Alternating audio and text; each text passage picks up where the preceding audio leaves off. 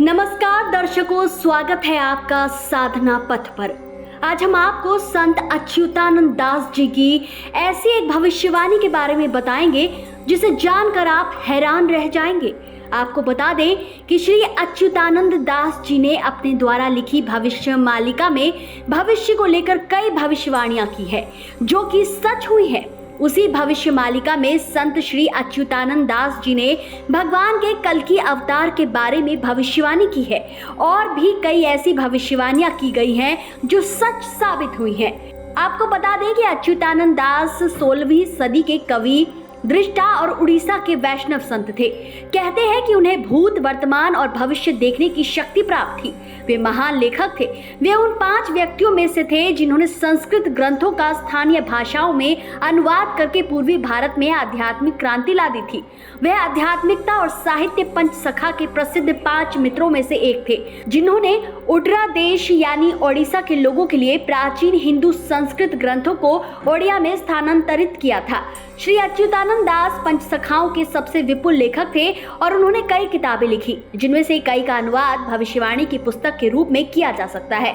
उन्हें आध्यात्मिकता, योग, अनुष्ठान, बौद्ध तंत्र, आयुर्वेद और अन्य विभिन्न विज्ञान और सामाजिक नियमों जैसे कई विषयों पर उनके विशाल ज्ञान के लिए महापुरुष के रूप में जाना जाता है।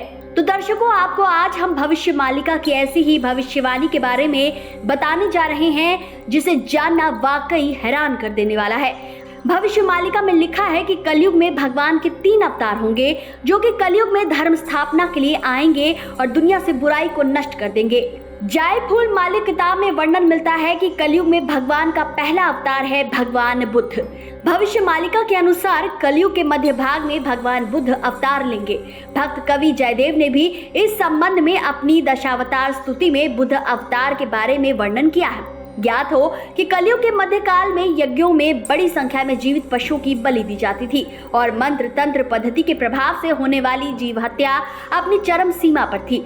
सनातन धर्म के सिद्धांत लगभग विलुप्त होते जा रहे थे। उस समय भगवान के अंश से भगवान बुद्ध का जन्म हुआ और उन्होंने बुद्ध अवतार लेकर पशु बलि, पशु हत्या का विरोध करते हुए सनातन धर्म की पुनः स्थापना की। कलयुग में भगवान का दूसरा अवतार भगवान चैतन्य। कलयुग में दूसरे अवतार के रूप में भगवान ने श्री चैतन्य के नाम से नदिया नवदीप ग्राम में प्रचार किया। साथ ही जीव हत्या का विरोध करते हुए वैष्णव धर्म को धराधाम में पुनर्जीवित किया।